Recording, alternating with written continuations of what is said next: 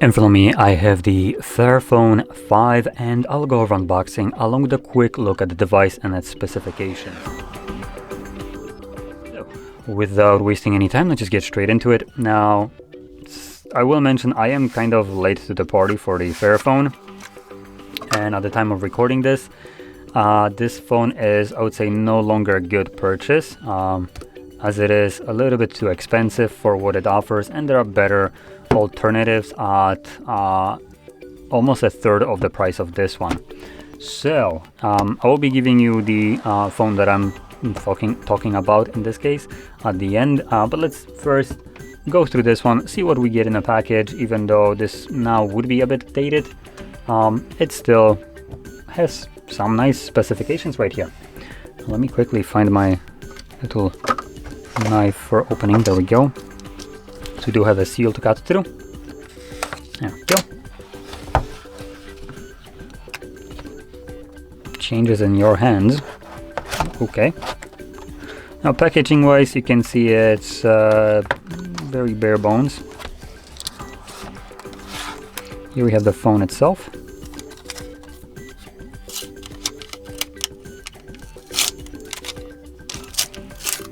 Fantastic. I guess I can just kind of slide it out. There we go.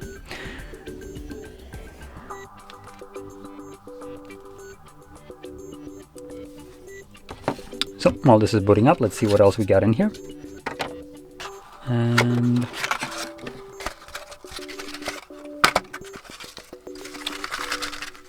yeah, man. Oh, for God's sakes. Oh, there we go. Send us your old phone. No thanks, I prefer to sell it to get some money. So here we have instruction, manual, yeah, nothing really special. So I'm just gonna drop it in here, toss it to the side, and now look at the device. So let's start with the display, which is obviously the thing that you're gonna be spending most time looking at. And this right here is a 6.46-inch display with a pretty good resolution of 1224 by 2700 pixels. It is also an OLED display running at 90 Hz refresh rate with a peak brightness of 880 nits.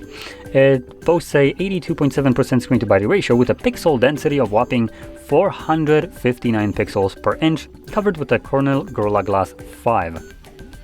So by all intents and purposes, considering this device is a little bit dated, being released in August 30th of 2023, it is actually giving us some pretty decent these screen specifications, and doesn't end there.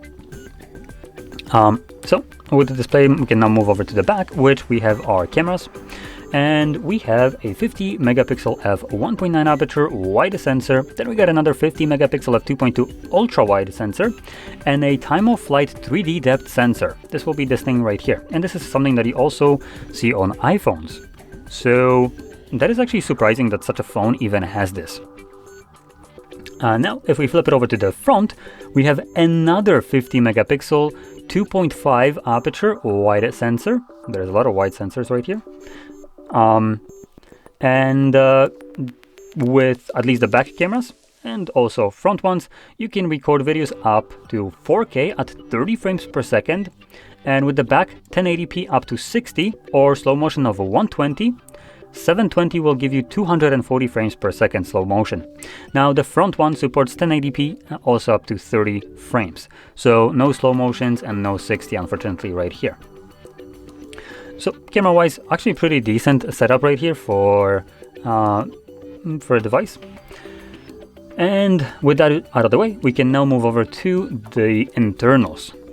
So I think this is actually removable. Yep, there we go. Come on. It is holding pretty well. There we go. So you can see we have a removable battery. And that battery is a 4200 mAh battery. The device supports 30 watts of wired charging. It comes with a Snapdragon 778G, or as it says, Qualcomm 6490 which is basically the Snapdragon that I mentioned. It comes with 6 or 8 gigabytes of RAM and 128 gigs of storage or 256. Now both of these versions, the 128 gig version comes with 6 gigs, the 256 with 8 gigs. Now in both cases the storage that you get provided with is of UFS 2.2 storage type, so again on the slower side. So that's basically the internals right here. And talking about the build quality, we have a, like I mentioned before, Kolner Gorilla Glass 5 at the front. We have plastic back, though this is removable, obviously, and most likely replaceable as well. I just put that back on. And, come on, clip in there. And in terms of the frame of the device, it seems to be made out of aluminum, or aluminum, depending on how you want to pronounce this. There we go. Okay, it's all on there now. So yeah, aluminum frame, plastic back. So build quality here is also pretty solid, I would say. Now, last thing that will now kind of soil this kind of experience is going to be the price, as this device comes at apparently almost 500 euros. And from checking it, right now, even though this device is already old, this would not even be close. So the cheapest one I can see right now is 2,600 PLN, which equates to about 700? No, about 600 US dollars.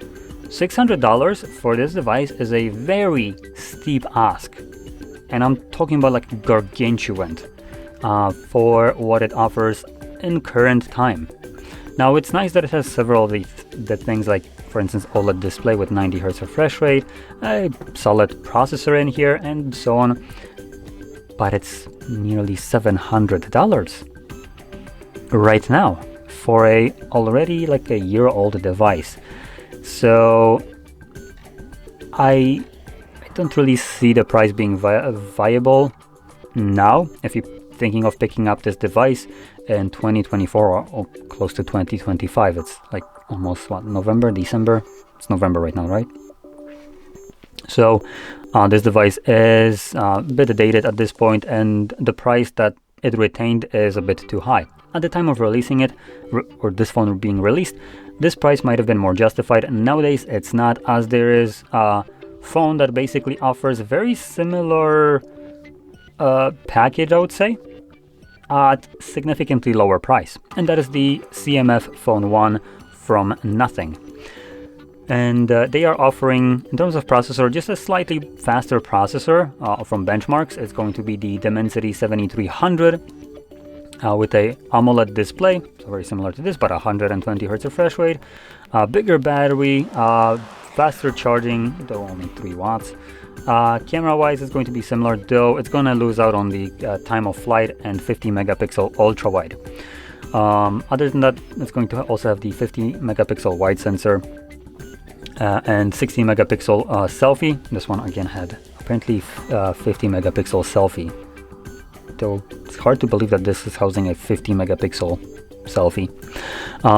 So all in all, it's going to be roughly the same kind of experience or better in certain cases compared to the FAIRPHONE 5, while costing you about 200 US dollars compared to the 600 that this offers.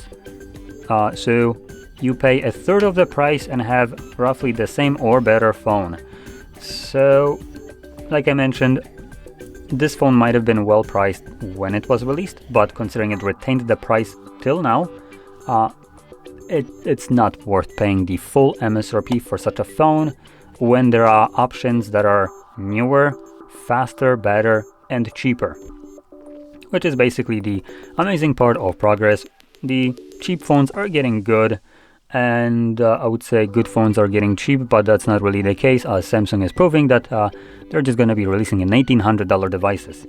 But yeah, I highly recommend looking at something else if you're thinking of purchasing this right now, as this being already a couple years old.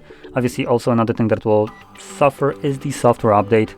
So this is going to be coming with Android 13, though actually looking at this, it will offer up to 5 major Android upgrades. So we're looking at up to Android 18 if they retain the same kind of naming schemes. So yeah, it's going to give you some kind of support into the future, a decent one, if you're looking for that. But like I said, you can pay a third of the price, get the CMF phone, and that will give you, I think, 2 or 3 years upgrade, but it's already on Android 14, so the newer one, and I guess you would get to 16 in this case. But you can still buy another phone from CMF if they make a better one in the future, have a faster phone at that point, for still spending less money than it costed you to buy this one, and running it for like 5 years.